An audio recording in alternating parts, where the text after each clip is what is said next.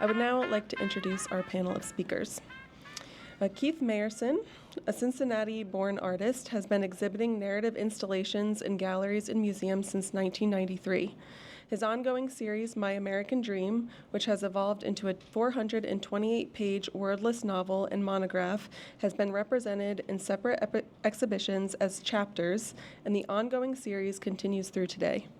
Chris Byrne is a multifaceted figure in the art world, known for his diverse contributions. He authored the original print and the graphic novel The Magician, both esteemed works housed in the Rare Book and Special Collections Division of the Library of Congress. His curated notable exhibitions such as Peter Saul, 50 Years of Painting, and Susan Te Kahuraning King's inaugural U.S. exhibition, earning critical acclaim and recognition from prestigious publications like The Village Voice and the New York Magazine.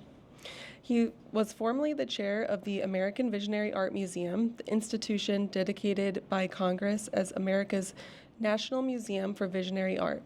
Karen Green is a curator for comics and cartoons at Columbia University.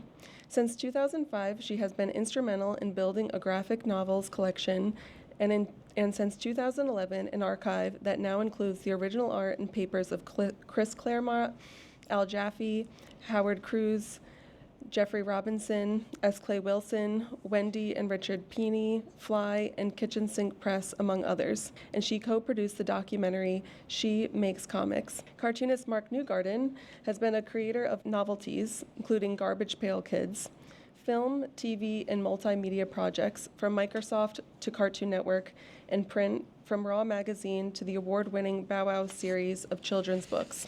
His latest book, How to Read Nancy, The Elements of Comics in 3 Easy Panels, won the Eisner Award in 2018. Newgarden currently teaches at the School of Visual Arts in New York City and is a noted collector of cartoon artwork, films, and printed matter. Thank you all so much for being here. If you'd like to get started. Thank you.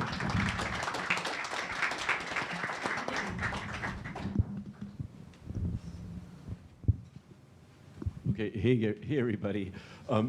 It's so great to be here. We really are so very honored. Every time I come here, I think of that B. Cleveland cartoon of, I'm a famous cartoonist, get out of my way. The storied, wonderful building that this is, and so much history. It really is an honor to be on the panel with my distinguished cohort here. So they voted, not me, for me to go first. Oops, there we go. So one thing that she didn't mention was that for 25 years, I was the lead comics instructor. Some of my wonderful, now famous alumni are here, who are my students. And I was the cartooning coordinator at the School of Visual Arts. And so I taught, oh my gosh, like 6 or 7 classes a week. I taught more classes at SVA for longer than probably anybody there. Sophomore principles, junior thesis, senior portfolio, synesthetic model drawing where they would come dressed as Harry Potter. We would put films on in the background for a cool thing. Pre-college, continuing ed, anime wonderland about anime and manga and the machinations and ideas and theories of it. So I've read a lot of comics. I've read a lot of student comics.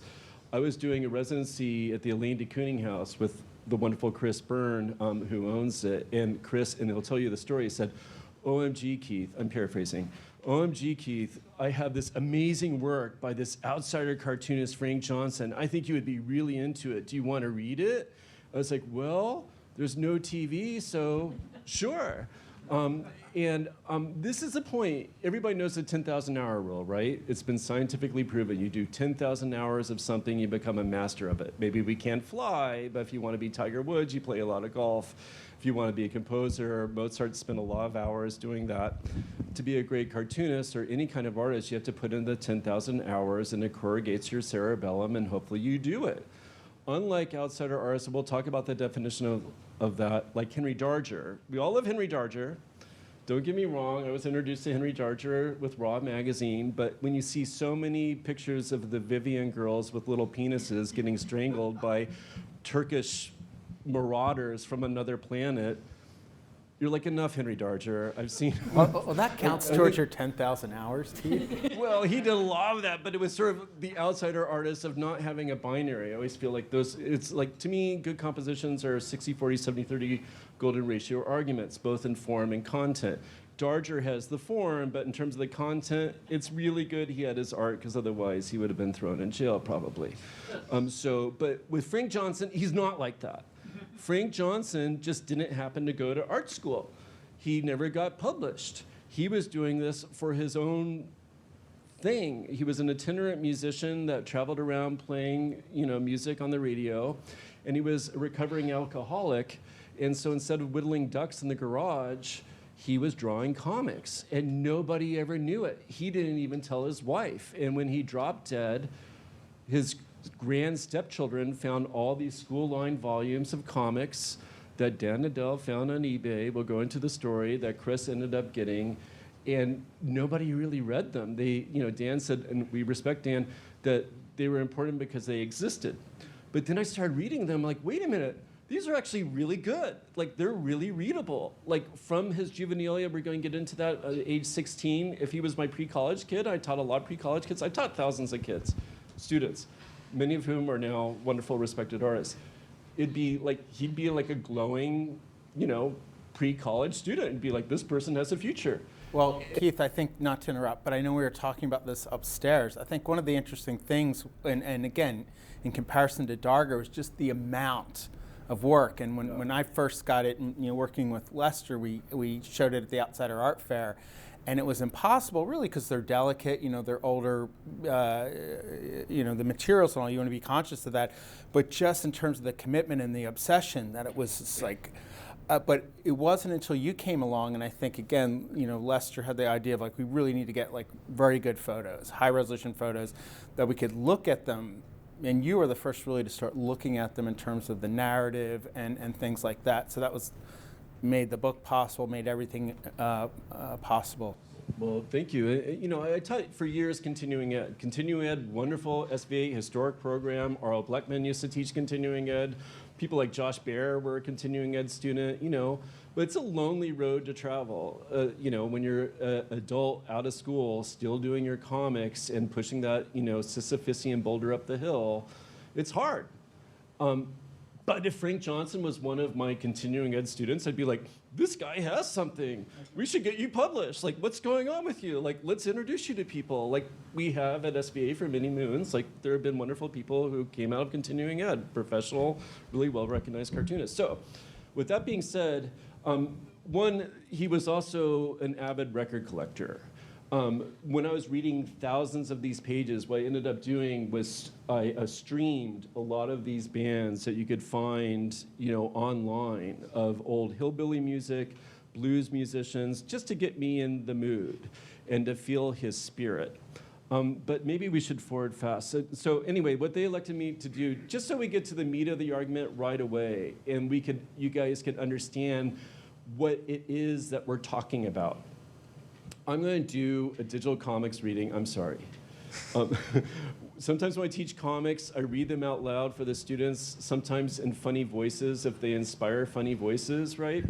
And just to take you through it, just so you could see what it's about, see what all the hoopla is about. And so we're going to talk about the very beginning, which was maybe one of the first comic books of all time, because it was 1928. It was Juvenilia. But this is the last volume in this anthology. Of volume 1, there's volume 2. Another 625 pages more that will come out hopefully in the near future. But I was going to take you through the story, if you don't mind. I timed this to be about 10 minutes. I'm just going to let you know that I'm not going to be droning on. I'm not a performance artist. I'm not a theater. So please don't blame me if my funny voices are bad or sound alike. But just to make it edutaining for you. So anyway, this is like one of these volumes. Karen has them all at Columbia, even though they're traveling to Switzerland for a show. A lot of these books were around 70 pages long. And some of them are multi-yeared books. This is 48 to 52.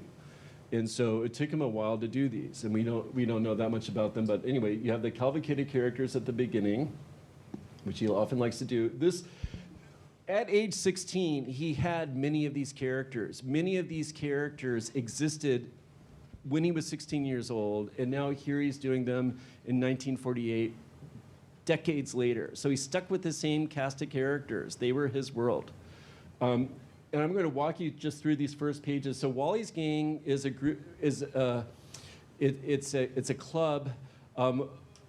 It's kind of like this, or what this used to be. It's an all male club, although they let women in later. And there are these guys who just hang out together and they solve capers together. A lot of these are caper comics, and they're really interesting. But anyway, John Michael Astor is a millionaire here, and one of the characters is trying to sell him a lottery ticket to raise money for the club, and also the winner gets to be in Wally's Gang, which is hopefully a good thing. And so here they're selling the lottery tickets, but you'll see in the bottom left-hand corner this mobster is saying, "Give me those tickets," and give me them tickets. Sorry. And he just robbed a bank, and so he wants to find a hideout, and so he also wants to manipulate the lottery so he'll win, so he'll get to hide out in the club. The women's group also buys tickets, and he gets them from her, the leader of the women's group, and then they're deciding how they're going to pick the winning ticket with this cat. And then this is where, with this spread, and normally they were like two panels per page. This is where I'm going to go into the reading, so please forgive me. I'm going to try to suture in here and go through it panel for panel like a traditional digital comics reading. So here we go. So Wally is the bald guy. So he's saying, "Stand back, everybody. Pussy's going to make the drawing. Meow. Number 2278 wins. Oh, goodness, I believe I got it. Give me that ticket. Well, now for a stroll down the street. I'm glad the boys sent my hat back. Say, what the? Meow, meow, meow. Ugh, fish oil. Meow, meow, meow. Confound it. When am I going to learn not to trust that Wally's Gang with anything?" As he throws it in the trash. Here's the next spread. "Yeah, I'm your new member." Huh? "What's your name?" "Nick." "Let's see, that W on your sweater," which is for, Wally's Gang. "Let me unravel it a little. There, that'll be about right, because it's going to be Nick's gang." "Huh?" "Hey, where you going?" Down the pool hall." "No, you ain't. Sit down there." "And where are you going?" "After the groceries." "Never mind. The snake will bring the groceries." "Snake?" Here's the next spread. "Psst. Here's some guns for you, Nick." "Slip in here, snake." "Boy, that was neat the way you robbed that bank, Nick." "Keep your mouth shut. What those guys don't know won't hurt them, pap." "Gee, I wish he'd pay more attention to what won't hurt me." "Ha, I bet that's Dottie on the telephone." Ring. "Keep away from this phone. There ain't gonna be no phone calls coming in or going out either." Meanwhile, on the state highway, "I'll pull up ahead here. They ought to be along soon." Acme Trucking Company. Here's the next spread. "Don hasn't called me all week, and Dent hasn't phoned me either. If that's all he thinks of me, I'll just get me a new boyfriend. You said it. Well, so long, Madge." "Hey, kiddo, what about you and me taking in a show?" "Women, I'll never figure them out." "Sure, I'm gonna hide out here till I'm set to blow for Chicago. Why?" "What if the cops get wise to you?" "So what? I'm a respectable club member here, ain't I? I won the lottery the day before the bank was even robbed." "Okay, I'll tell the cops if they ask me." "You'll tell them nothing. You talk too much as it is." Next spread. "Confound that Eric. This foot powder he sold me is no good. I'll have to go over and see him about it." "I wish I'd never gotten acquainted with Wally's Gang. All they've ever brought me is trouble." Ring with his cane. "Is Eric in?" Ain't you John Jacob Astor, the millionaire?" "Yes, I am." "Ha, well, come right in." "What, you're holding a millionaire for ransom?" "That's right, and you're gonna put this note under his wife's door. Be sure and wait till it's dark, and tomorrow night you pick up the answer." "But I can't read it, Nick." "Fool, who asked you to read it? Shut up and do as you're told." Meanwhile, "Stand back, folks. It's a pretty bad wreck. Is he dead?" Next spread. So he's holding you up for ransom? Yes, and I'll give $1,000 to whichever one of you guys can get me out of this. What do? That mobster's got all the doors and windows locked. We can't put a phone call through, and the snake is the only one that goes in and goes out. Yeah, bring the snake. The snake brings in the groceries, and he takes the garbage out. So what? We still can't. None of us get out. Wait a minute. One of us can. Meow. We gave Pussy a good dose of chloroform and tied a note to her tail. Then we put her in the garbage can and put a newspaper over her. When she comes out of it, she'll head for Dottie's house. Dottie's a good friend of hers. Fine. Here's a baby sent after Nick. Give it here and shut up. Just what I figured. The old goat's wife has squawked to the press. I'll have to bump him off. Here's the next spread. And then this is a recurring character from the beginning all the way to the last issue. What? What a smash up. If it wasn't for that big crowd gathering, I never got away. He's the bad guy. I better hop this freight if I can. I want to put a lot of miles between me and this place. Toot, toot. So, I got the company in this boxcar, huh? Hi, bro. Gee, pipe the prison suit. What do you bet I won't be wearing it when I leave this boxcar? Hey, Nick, that guy George is in the next room reading in the paper all about you robbing the bank. What? Where is he? Gosh, poor George. Hey, Dom, what did Nick do to George? Boy, he gave him an awful look. What? Was that all? Yeah, there's the awful look. Next spread. City garbage dump. The cat is waking up. Help. Dizzily walks off. Meanwhile, ha! It ain't no trick at all to slap that hobo to sleep and get his clothes. No, Mr. Assassin, we haven't found the slightest clue to where your husband's being held. I wonder if Wally's gang might be able to help. He's had connections with them for a long time. I'll just call Wally up and see. Meanwhile, yeah, we gotta bump off the old guy before we blow for Chicago. He's too hot to turn loose now. And the old hometown again. Drink gulpo. Haha, I bet the kid that tied that on the cat's tail will grow up to be good and mean, like me. Well, now to go up to Wally's gang clubhouse and settle an old score. Who are you, a new member of Wally's gang? Beat it, Slam. Oh, goodness, and this is Be Kind to Animals Week, too. Meow. The Lady Sewing Circle will never stand for this. What's up, Mrs. Spookendike? Why, this is Wally's gang cat. Oh, that awful Wally's gang. I'm going to take this tag right down to the police and report them for cruelty to animals. Chief, we got a report that Dave Homer is on the loose again. They were transferring him to the new prison, and his old pal Brutus crashed a truck into the police car. Brutus got killed, but Dave got away. He was probably heading for this town. We gotta grab him on sight. Gosh, and here I am in this big Astor kidnap case on my hands, too. Say, Chief, Mrs. Spootendike is here to see you. She says it's very important, cruelty to a cat. That old busybody, tell her to come back a year from next Christmas. Tee-hee. Yeah, it was easy knocking this old storekeeper out. I knew he kept some guns back of his counter. And now I'm going up to see that guy that slammed the door in my face. Nick, here comes that guy again. He looks like he's got a gun. Shall I plug him? Knock, knock. You shut up. I'll handle this. Nobody answers. I'll just walk in, but I'll keep my heater handy. Stand where you are. I got you covered. Don't shoot, officer. Okay, you got me. Okay, I'll go back and finish the rest of my murder rap, huh? So, you dodging the law, same as me, and a murder rap too. Well, well. Hey, who are you? Never mind dropping your gun. Just start walking. Remember, I got you covered. You ain't gonna shoot me, are you? You're gonna do the shooting, buddy. There's an old guy that's got to be bumped off, and I ain't taking no murder rap. You're wanted for murder anyway, and you can do it. If you don't do as I say, I could kill you, and the cops will pay me for it. Snake, bring Astor out here. Chief, I demand that you take that Wally's gang to task for tying this tag on the cat's tail. It's cruelty to animals. The Lady Sewing Circle, for Pete's sake, give me the tag and I'll see what I can do. Now go away and leave me alone. Of all the nerve, here I am working on a kidnapping case and we've got an escaped murderer running loose and she bothers me with a, hey, what the? Kelly, Dugan, Ryan, I've located Astor. Yeah, it's my old three-way bean blower I invented one time. What about it? Give it a hear quick, Don. You ought to see what's going on in the next room. Now, if I could only ease around this corner, the door, and aim this thing right.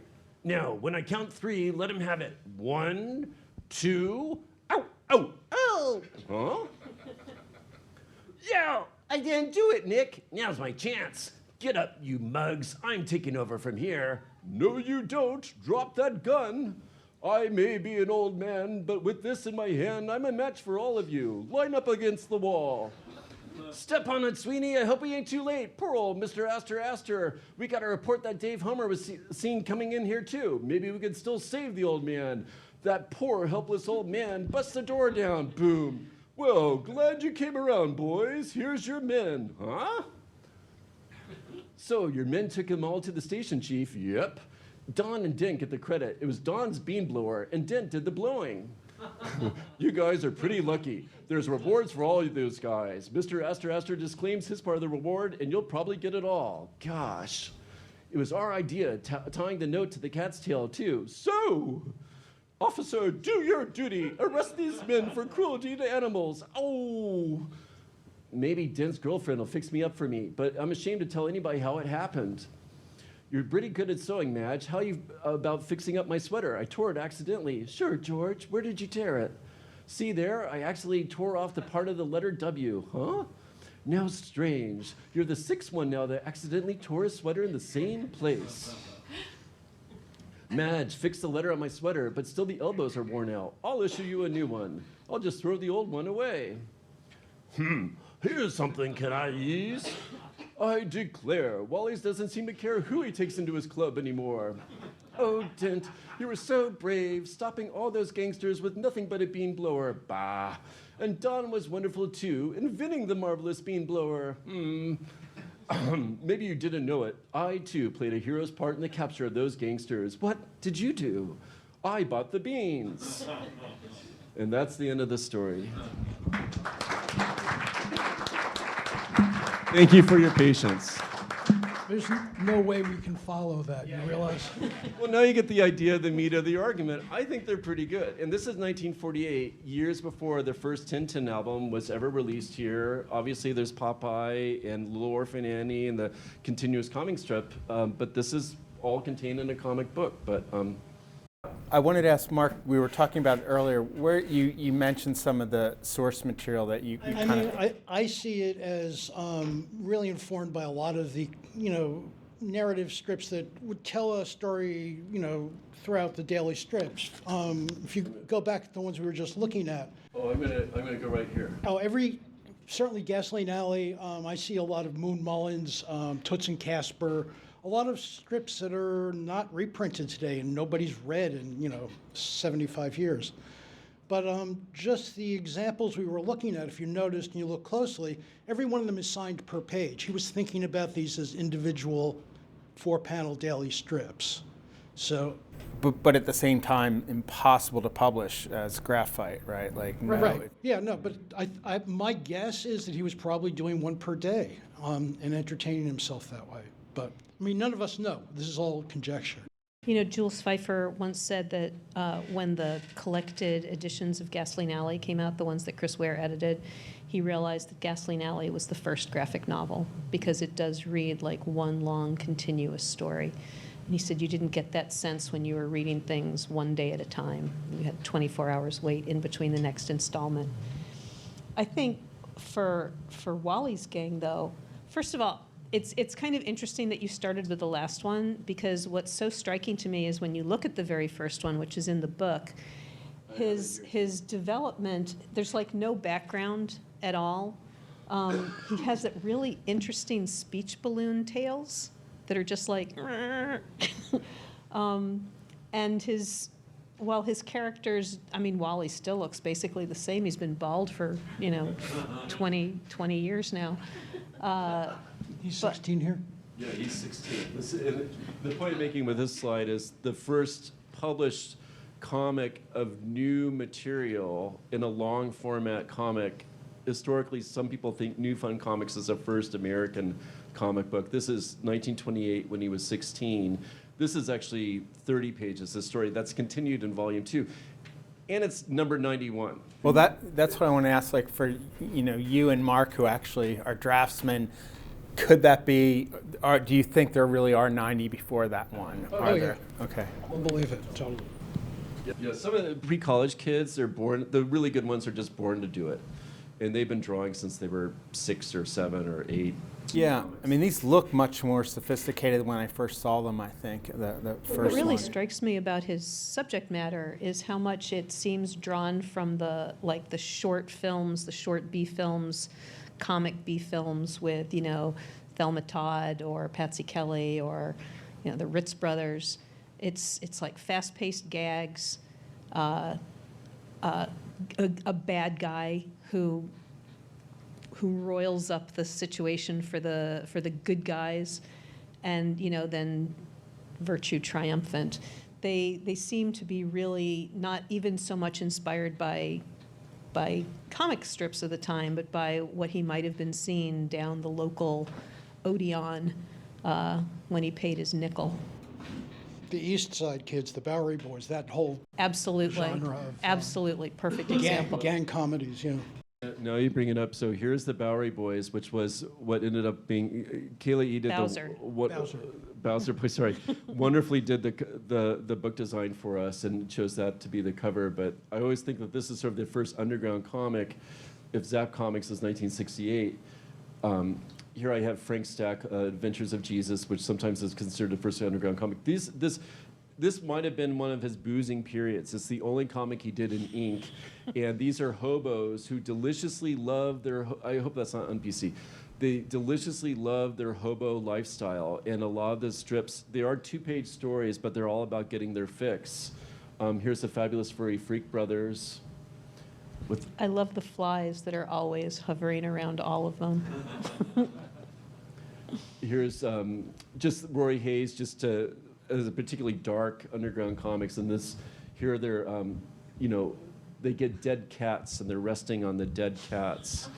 So Keith, the fact that there was only one comic in the 50s, right? That kind of explains it, that it's like a lost weekend, a lost decade or so in terms of. Yeah, I thought this was, I won't read through this, but this is particularly pertinent now, where they still pay people to vote off the street. This one, because he was an alcoholic and then a recovering alcoholic, and then he comes back and does this one later, it made me wonder if this was him indicating how much he missed something, or indicating that he was back in the midst of it again. Mysteriously, some of these pages are a washed out light blue, which happens when you have liquid poured over ink. And so I wonder if it was a bottle of something that spilled. Yeah, I wonder how autobiographical they are. Exactly. Minsky's. That's awesome to see Minsky's. I mean, he was in Chicago. Was Minsky's in Chicago? Started in New York, but they That's what I were thought, yeah. everywhere else for a while, yeah. Okay. Well, Chris, you were going to talk a little bit. I have some other firsts here that we could go through if you want, but Sure. To me, this is sort of a great discovery too, because it was just so prescient for all kinds of things that happen in future years.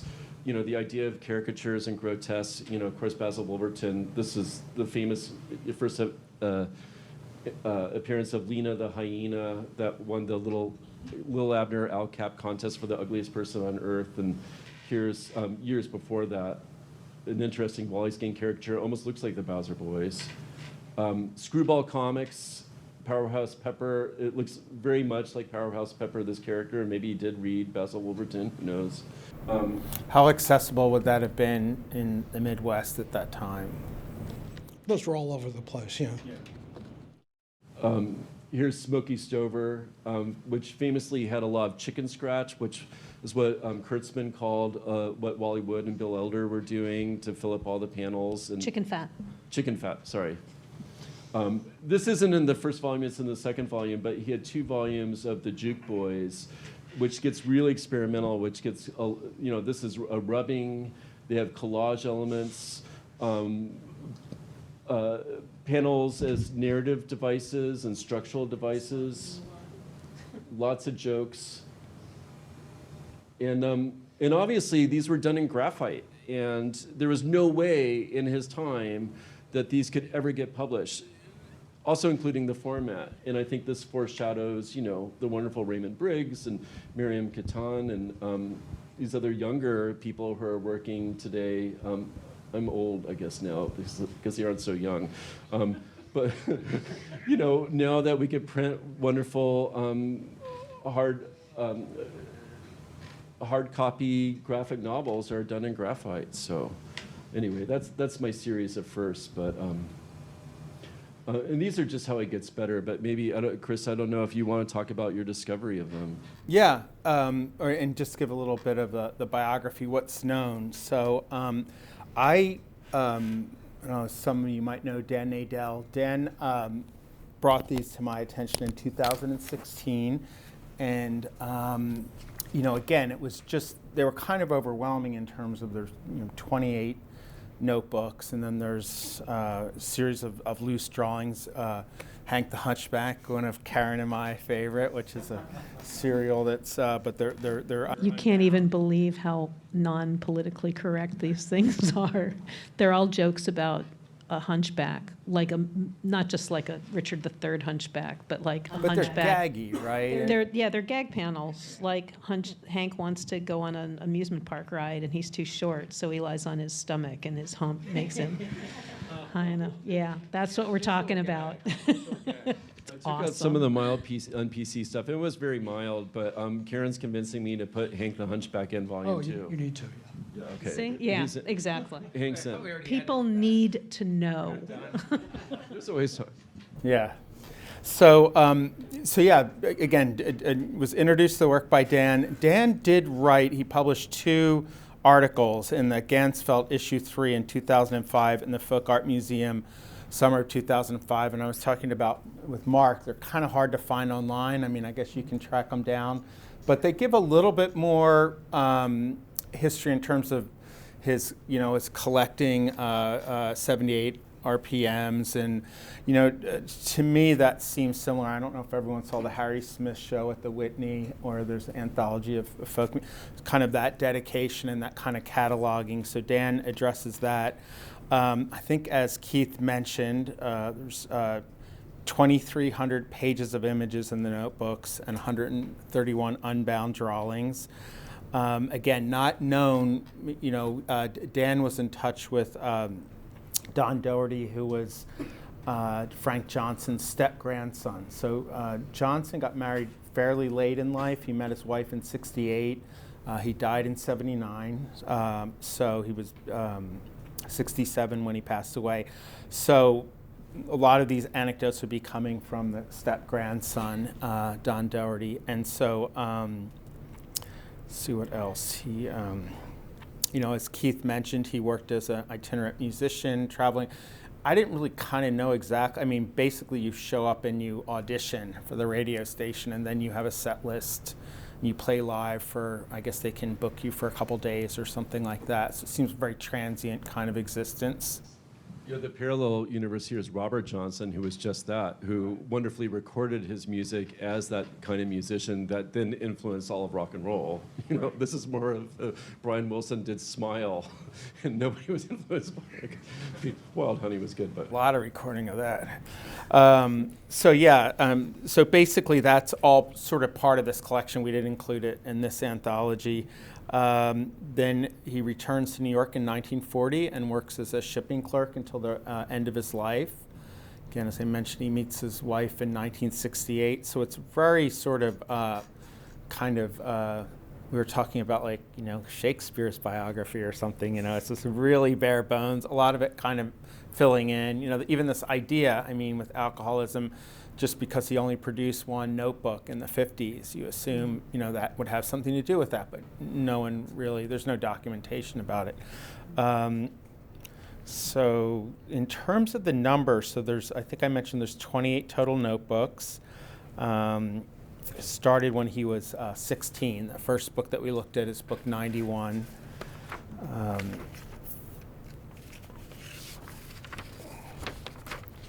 So I guess just the way this project evolved,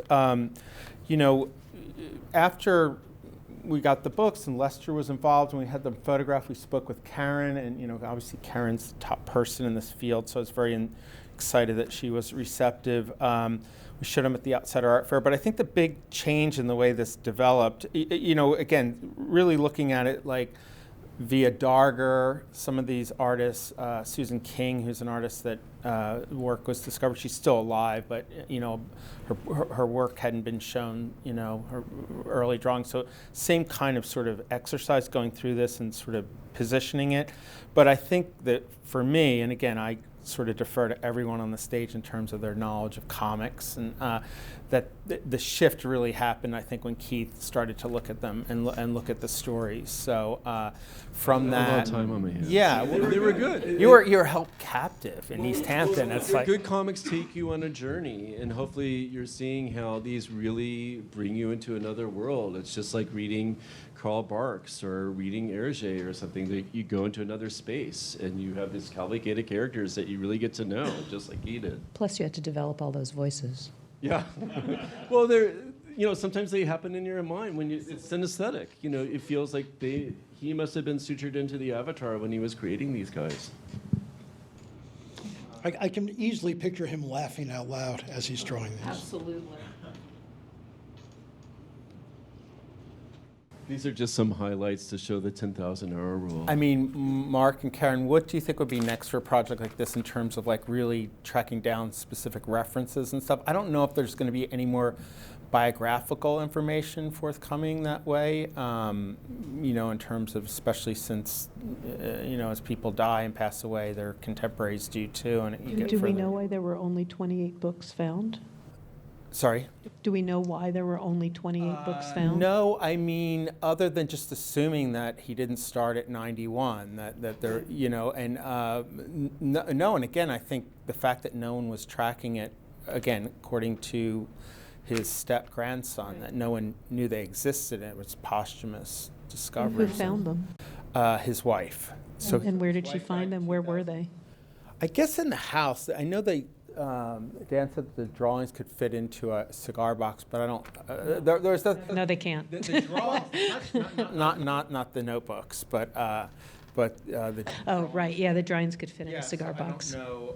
I mean, that's again speculative. I don't know how. Cleverly disguised as a box of cigars. They were hiding right in plain sight. You know how. So. But I first came to this stuff in the early 2000s, and I'm pretty sure Dan started with just the drawings because he had a pile of them and he was trading. So I have a few now.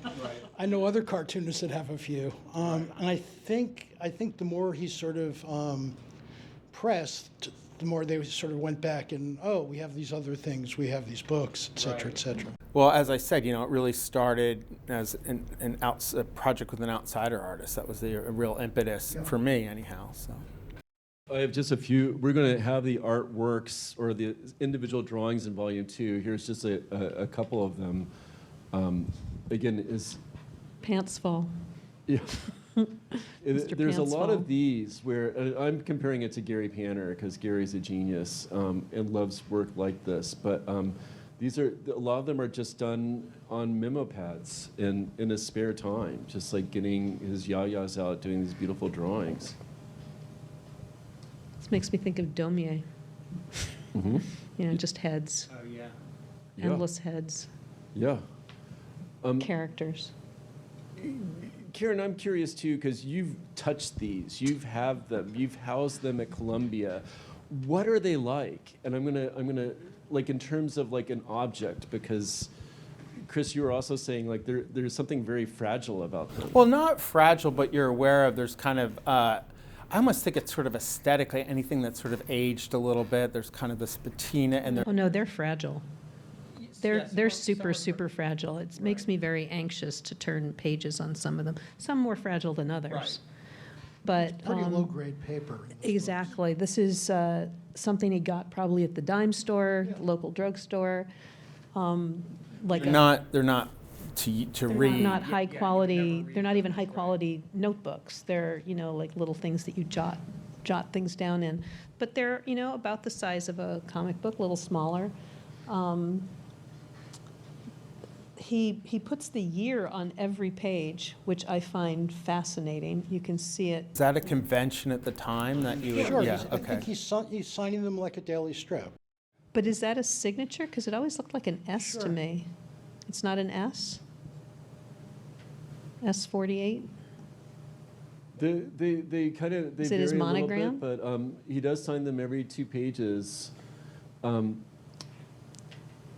What's curious to me too is that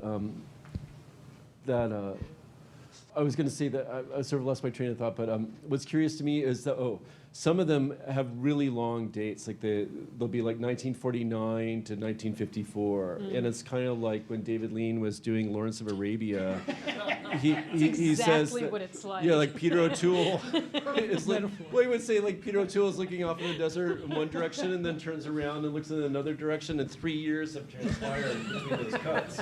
And so like he took breaks, which is interesting, and kind of, but the pages must be physically brittle. I mean, it's really good that They are. You know, we are very cautious often about accepting things on old paper, especially from a time period when it was more acidic than you would prefer. It's not in great condition. You want to turn pages very carefully. When we present something like this in the reading room, we have these foam cradles so that it only opens up about that much. It's kind of funny that something, even like a mini comic that you spent $1 on, gets treated with all this incredible care and respect once it ends up in our rare book and manuscript library. But, you know, we want people to be able to read it in 10 years, and 50 years, and 100 years, and the only way to do that is to treat it with enormous respect now. And there could be a point where we would decide that they're too fragile and that we would digitize them and make them available that way. Do you think being on non-archival paper and done with like a blunt tip of a graphite pencil, probably from a pencil sharpener attached to a desk, like, are they going to last? Will they exist? They'll last. Okay. Yeah. Just be careful. Paper does pretty well, turns out. Paper does pretty well, yeah. Not as good as parchment, but it does pretty well. And Mark, I'm curious, as a creator yourself, but also a comic scholar, and obviously the author of How to Read Nancy and more, how do you think they hold up? You know? Oh, they're fun. And I got to hand it to you. Your performance really enhanced it for me. But no, I think they're fun. I think he's got a really good gift for dialogue. And I think he's really comfortable with the drawing too. You know, it's. I don't think he could have cracked a syndicate with this skill set, but I think he could have possibly cracked an assistant job, maybe a comic book job early on. Yeah. If he was, inclined that way. What's fascinating to me is like, he was just doing this for himself. He was entertaining himself. Is there anything formally inventive or anything, like they talk about like the fourth wall, this kind of stuff? Is there anything that's... I like the pointy noses. Yeah, I mean, I feel like he's really reacting to the books that he's working in. He's really reacting to the pages. He's really working with the form of those composition books. In terms of, they're doing basically what American comics of that period do. Some of the subject matter, especially in the Bowser Boys books, is definitely a little seedy compared to some. But if you've ever seen like issues of Hobo News, which didn't run comics but ran gag cartoons, very similar kind of stuff. And it really, when Dave Homer hops on the train and the guy that says, "Hi, Bo," that's like such a moment of time. Yeah. That because that's what you called a hobo, you called him Bo. It reflects very much. It reflects the world that he's living in, and it's fascinating to me to see the evolution. Like I mentioned, the tails on the speech balloons earlier were these kind of weird, scratchy things, and now they've become more conventional. And in the later ones, they actually become more inventive again. But Wally is always bald. It's like he was born bald and he's going to stay bald. Nobody really ages that much. So interesting time to me goes that a on. 16-year-old kid is focusing on an old bald guy as Right? as his main character. That is perplexing to me. And I feel like it must be some sort of reflection of people that he knew. Yeah. Charlie Brown didn't have a lot of hair. Right. Right. Yeah, but Schultz wasn't 16 years old when he started drawing him, was he? Wally's And he was got a kid, and he was a sideburns, though, so kid. He's clearly lost his hair. Charlie Brown has got that hopeful little squiggle. Well, talking about avatars, I think that Wally must have, I mean, he is a great neutral kind of character. By the way, this is in volume 2. This is 121, the volume that comes after the one that I read that will start out volume 2. And they have a reunion party. And so all of his favorite, and this has helped me anthologize it because all of his favorite characters come back and talk to each other. And Scott, who's Chris's wonderful assistant, actually went back and found when they first appeared, even though I didn't exactly follow that. But you could see the cavalcade of characters here. But you know, it's interesting. Like I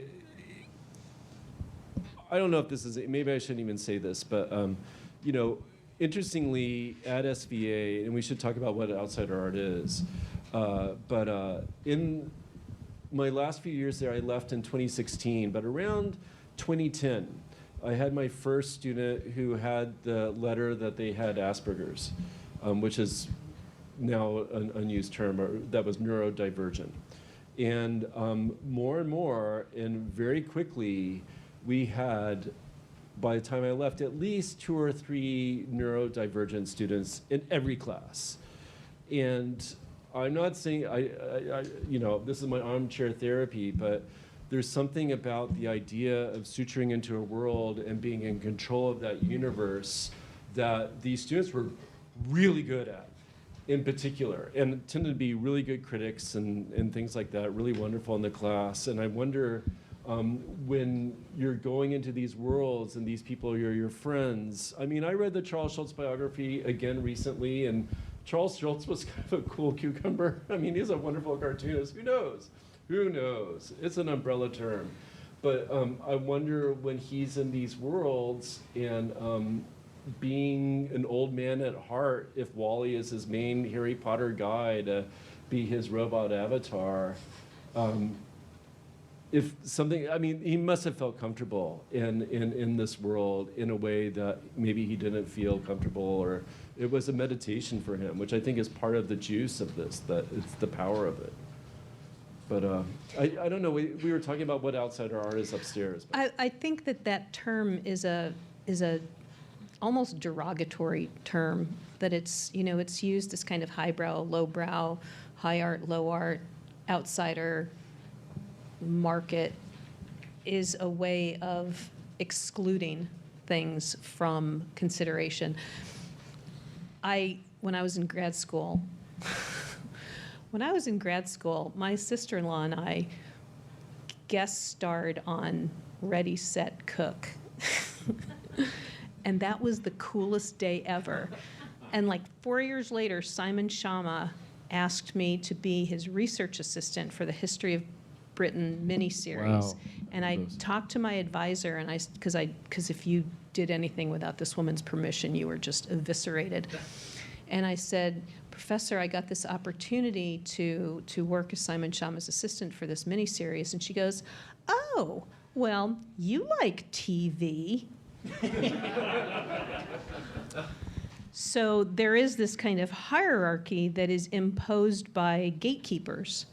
And outsider art has been deemed the stuff that the gatekeepers don't consider art.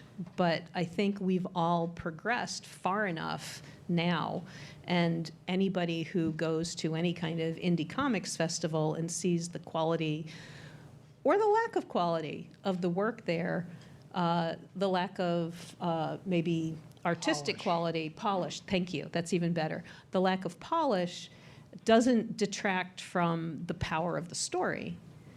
And these stories work. They work. And when you read them, I mean, it's interesting to me that you chose to start it with one of the later ones instead of going chronologically, because when you get that sense of chronological development and how he goes from this very primitive looking art to much more polished art, it's an amazing journey to go on with him. Well, also, I wanted to ask Mark and Keith, so book 126, Keith, we talked about that a little bit, where it's sort of, it's the last book. It references... I scrolled back to show this is my evolution. The reason I jumped from the 16-year-old to the later stuff was frankly the 10,000 hour rules kicking in. He's worked out a lot of the bins and so I wanted to get to the good stuff. But you know, it gets pretty quickly to the good stuff. But where that last one where he's referencing his very early rudimentary kind of drawing style, and that like when he recalls these characters. Yeah. Sorry, I should get off this. I mean, in terms of like what's good drawing, it's almost like this. It brings back a certain time when he was drawing it, so he's able to mimic the early style later. So it's very, very This is the reunion comic that Chris is talking about. Yeah, for me, outsider art just means, first of all, everybody knows Jean Dubuffet. He was the creator, so-called, of Art Brut, which was art that was done by mental patients or children, and he loved the direct nature of that work. How it was really about expressing people's ideas and emotions without an idea of an audience, and how, you know, like it was asylums though too, really, Keith. I mean, it was really people that were like literally separated, you know. But I don't know. When we were talking about this upstairs. I mean, this is just kind of an intuition I have, but I do feel like when you go to art school and you deal with art with a capital A, you know, it's a certain kind of thinking, and then if you're someone whose girlfriend broke up with them and you decide to make a wire sculpture, and I'm not belittling that. I'm saying for me it's a paradox, because I think like Darger is formally innovative. It's not like he's a pop artist, like I'm the first one to use screen prints, but the very kind of rudimentary mechanical reproduction that he'll use, or the Xeroxing, is at the purpose of this larger narrative. So it kind of, because he's not chasing novelty or firstness, it almost, again, I think sometimes these things show up. And that was my question to you guys, is, you know, people who draw comics, is there anything that shows up here that's innovative, or in terms of the storytelling or something, just as he gets involved in this other world, you know, as he's just driving this story forward?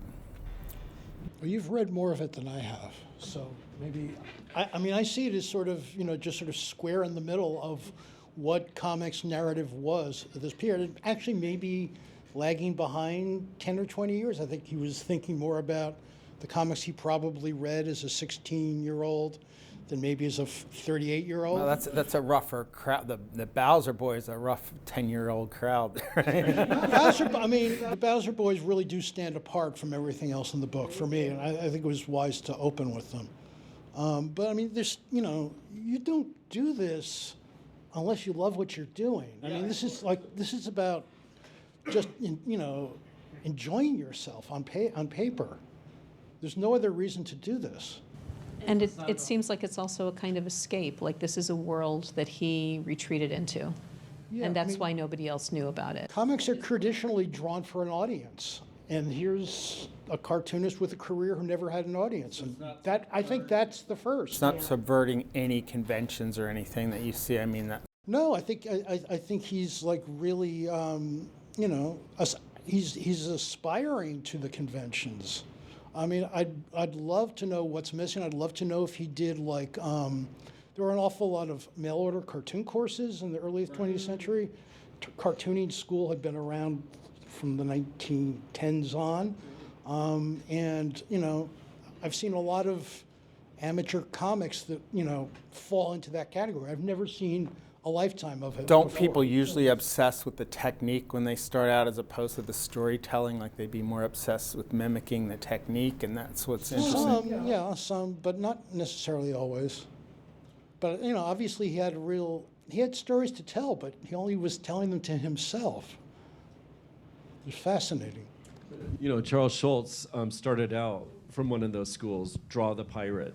And he never went to art school too. I mean, obviously he's not an outsider artist. He was so good with the correspondence school that they hired him. Yeah, And first job. that was his first job. And really, Peanuts was inspired by all of his friends who were working with him. Even the little person who was working with him helped the design of the character because she was so lovable and cute, in quotes. But for me, like there's a certain passion and drive for it. And I think, it's not the beautiful Belgium, which is close to Switzerland, clockwork of an Hergé Tintin.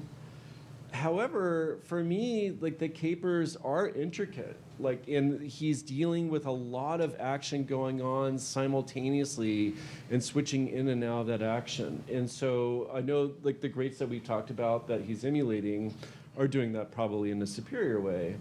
But I think for me, like the talent that evolves, which is raw only merely because it's in graphite at the end, but I think it's nuanced graphite, is I think for me on par. I mean, this gets where it's really subjective, and we could duke it out in the comics fan club, and there's a certain melancholy of it. It kind of reminds me a little bit of John Stanley and Little Lulu and things like that. There's like a weird sort of lonely air in it that I feel, I like the synesthetic vibe of it that it gives me when I'm sutured into these worlds. I think, and it's endless. There's no finite. It's like an RPG game that has no walls that you can't penetrate, which to me is intense. For me, if it's outsider again, it's just like you just didn't go to art school.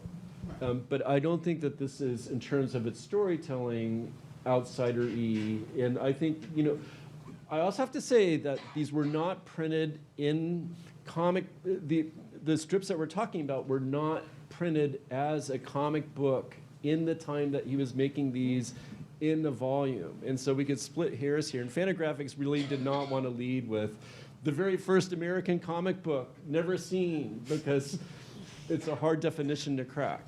But if it's a long-form original material that's in one volume, to me that's something, because it is a comic. That is the definition of a comic book. It's longer than 12 pages of original stories. And Popeye and stuff was collected in anthologies. And by the time we're getting to this era, there are obviously comic books. I want to show you this is the last book that he did, which does, to me, it might be directly inspired by Tintin. It's sort of like the last Tintin, or like the Aztec Tintin. So this is late 70s. Yeah, this is the last book that he did. And this is our villain who came out of the mail. That's Dave, who, like Apocalypse Now, has taken over a rural village. I love Dave's Fido Dido hair. Yeah. Again, I'm not sure how PC this is. However, he does really respect like the people that he's rendering. But this is interesting. This is when he dies. This is, and I the last panel is he's drawing the borders, and he's like, It's like that Harriman strip that was on his desk when he died. There's a few of them, yeah. I mean, that's it. I mean, it does remind me of like Schultz drawing his last comics right as he retires, and he dies the day before the last one's printed, or Keith Haring saying, "Oh my gosh, just give me a pen, I just need to draw." That he just kept at it, and these are the same characters that appear in number 1 or number 91. His Until last words, how many people have read the whole book? Wow. I was saying upstairs, this reminds me of the very last Sunday Barnaby strip, which is a subtractive strip, and where everything starts disappearing. First the backgrounds, then the subsidiary characters, then the main characters one by one, and then it's just left with big empty panels at the end. I haven't gone through all of them just because I didn't want to go through them with their fragility just for my own amusement. So I've only read here and there, and this last story kind of targets what I was going to say and absolutely jettisons it. But I was going to say that you were mentioning the cartooning schools. There are also these like books on how to draw cartoons. And we have one from like 1920, 25 maybe. And it's like, this is how you draw a French person, this is how you draw an Italian person. And they're ethnic stereotypes. And then, of course, you get to the blacks, the Asians, and the Jews. And those are ugly, ugly, ugly drawings. And for the most part, until we got to Yama here, for the most part, it's a very white world. He doesn't have like the horrific, racist black sidekick anywhere, which was in movies at the time. I was just watching the old Warner cartoons that are not, yeah. Yep. So, and everybody knows these stories, and I love Tezuka, the creator of Astro Boy, and they always have a disclaimer at the beginning of them saying like, well, there were no people who weren't Japanese in Japan when Tezuka was drawing these, and he was a great humanitarian and so on and so forth. But there are a few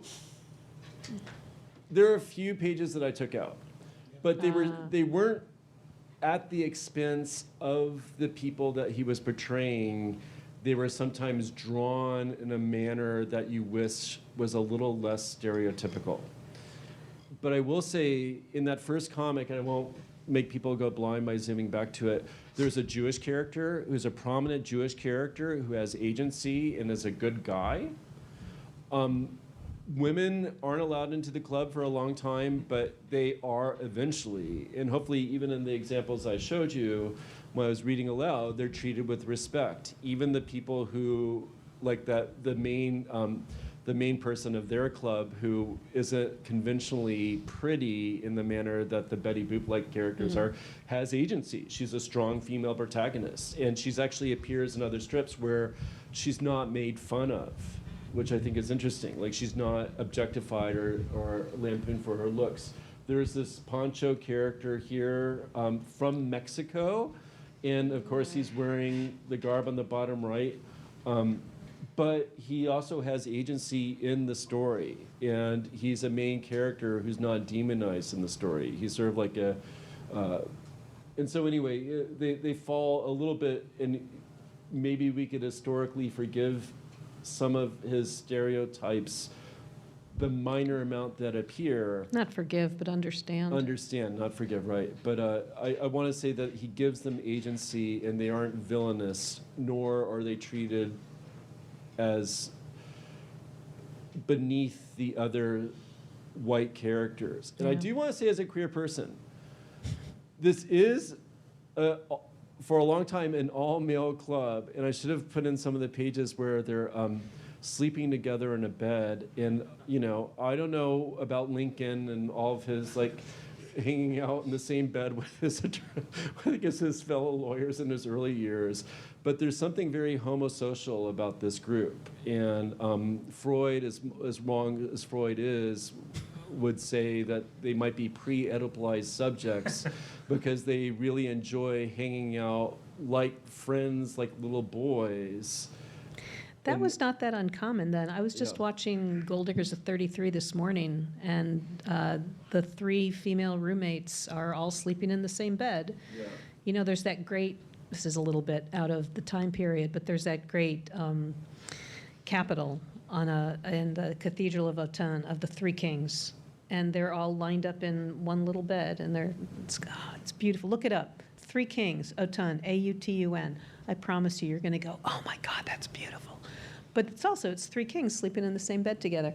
If you were a traveler in the Middle Ages or the early modern period, you slept with strangers in the same bed in an inn. I mean, it's just, to me, that's not so strange. Yeah, well, homosexuality wasn't invented until the Belgian scientists came up with the term in the late 1800s. Of course. No, nobody. No, I read John Boswell. I know how far back it goes. Right. I'm just saying, there's something a little queer about these characters, not in a sexual way, but it's interesting. So would people like to buy some books and get them signed? There you go. You guys, thank you for being so patient and really, we're so honored both Chris and I to be on this panel with Karen and Mark. It's so special, and for you guys to be here. So, and to see some wonderful faces from the recent past. So, thank you guys. You just do it one panel at a time.